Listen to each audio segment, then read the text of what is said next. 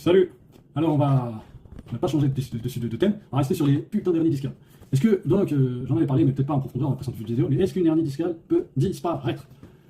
Alors, c'est assez compliqué, mais en gros, certaines hernies peuvent diminuer spontanément. Certaines douleurs disparaissent alors que, à l'image, la hernie est toujours présente. Et à l'inverse, une petite hernie, ça peut parfois être très douloureux si elle touche une racine dans un endroit étroit. Donc il faut bien distinguer l'imagerie de la symptomatologie. Donc on va distinguer trois choses aujourd'hui, hein. La douleur commune du dos, hein, douleur commune du dos ou du pouls, ce qu'on appelle lombalgie commune, ou cervicalgie, la douleur du nerf, qui est la radiculalgie, et les vraies atteintes neurologiques, qui sont issues des radiculopathies. Puis à la fin, on verra un peu les chances de résorption, ainsi que l'effet des anti-inflammatoires sur le potentiel de résorption. La première situation, en fait, c'est donc la lombalgie, cervicalgie commune. T'as mal dans le dos, t'as de la raideur, douleur quand tu bouges, gêne après position prolongée, impression de contracture, parfois diffuse vers la fesse pour la lombalgie et vers l'omoplate ou l'épaule pour la cervicalgie. Mais il n'y a pas forcément de douleur qui descend précisément dans une jambe ou dans un bras. Il n'y a pas non plus de perte de force, ni de trouble réflexe ou d'atteinte neurologique.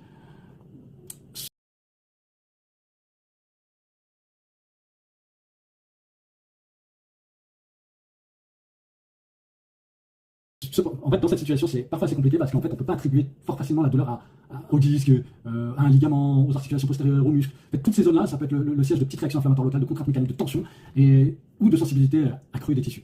Donc tout ça, ça peut s'ajouter à la fatigue, le stress, la qualité du sommeil. Donc tout ça peut être cause de douleur et peut augmenter le ressenti de la douleur. Donc attention à bien distinguer encore une fois l'imagerie des symptomatologies. Parce que du coup, à l'IRM, au bilan d'IRM, vous pouvez voir protrusion discopathie et c'est pas automatiquement la cause de la douleur. Parce qu'il faut également savoir qu'en fait, vous prenez une population de 40 ans, vous leur faites des IRM à des gens qui n'ont pas de pathologie particulière au niveau de la colonne vertébrale, une personne sur trois aura des images de hernie discale. Voilà. Donc il faut bien comprendre ça. Deuxième situation, la radiculalgie. Alors c'est une douleur du coup radiculaire. Donc dans le bas du dos, ça peut être la sciatique, la choréalgie. Dans le cou, ça peut être la névralgie cervico-brachiale. La douleur, en fait, elle prend la fonction d'une brûlure, décharge électrique, fourmillement, picotement, douleur qui descend dans le bras ou dans la jambe, avec un trajet relativement assez précis, contrairement à la lombalgie. C'est commune. Donc cette douleur, en fait, elle arrive parce qu'il y a une racine nerveuse qui est irritée.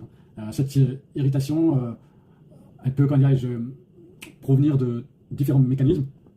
Ça peut être une compression légère, souvent discale, peut être même également musculaire, mais bon, c'est généralement plus d'origine discale. Donc, bon, là, on ne parle pas de tumeurs ou quoi que ce soit qui peuvent aussi créer des compressions.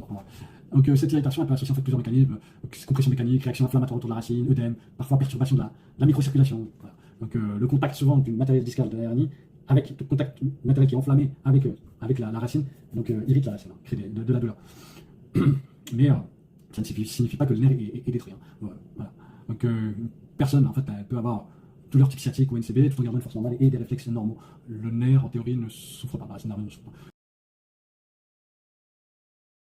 Par contre, dans le troisième cas, la radiculopathie, c'est vraiment lorsque la racine nerveuse elle commence à moins bien fonctionner. Elle va être moins bien vascularisée, à cause notamment d'une compression. Les messages nerveux passent de manière plus lente, enfin, les messages nerveux passent difficilement. Et là, on peut trouver une vraie faiblesse musculaire, une perte de sensibilité objective, réflexe diminué, voire absent.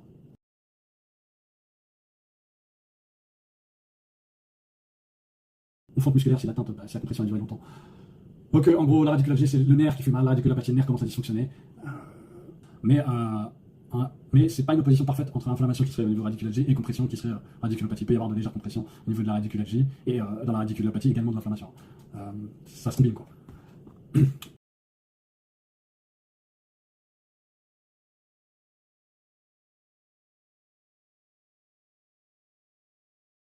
Alors, quant à la résorption des hernies, il faut distinguer les différentes hernies. D'ailleurs, les grosses hernies peuvent parfois mieux regresser, ce qui est assez contre-intuitif.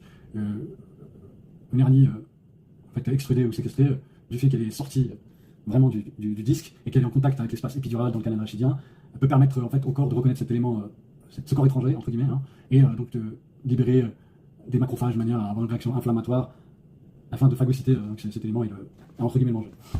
Mais attention, c'est pas magique comme processus, ça peut prendre plusieurs mois et ce n'est pas quelque chose qui arrive à coup sûr. Voilà.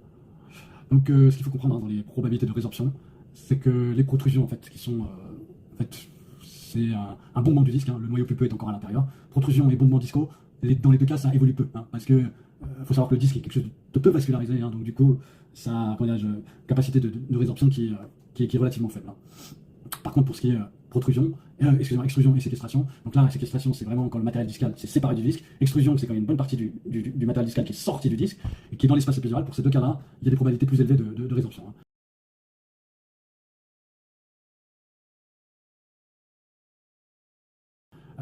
Savoir si la position de la hernie, qu'est-ce que ça change, hein, si elle est centrale paramédiane ou foraminale, parce que en effet, ça peut être des localisations de la hernie. Cette localisation, elle est importante uniquement pour comprendre quelle racine peut être concernée, quelle racine nerveuse peut être concernée. Mais ce n'est pas ça qui fera les pronostics de résorption. Hein. Voilà. Vous ne pouvez pas dire j'ai une hernie C5, C6, donc ça ira plus rapide qu'une hernie C4, C5. La localisation est à comprendre la racine potentiellement héritée, mais c'est beaucoup plus le type de hernie, qu'elle soit contenue ou extrudée, qui aide à comprendre le potentiel de résorption. On entend d'ailleurs souvent, ce qui est une erreur en fait, mais chez un jeune, ou comment chez un jeune voilà, qui a une hernie molle ou traumatique, qu'elle va forcément disparaître. Hein. Apparemment, les études ne permettent pas de prédire l'évolution sur ce genre de choses. Ce qui semble davantage compter, c'est plus la morphologie de la hernie, comme on vient de le dire, le fait qu'elle soit sortie du disque, son contact avec l'environnement épidural, qu'elle soit dans le canal rachidien.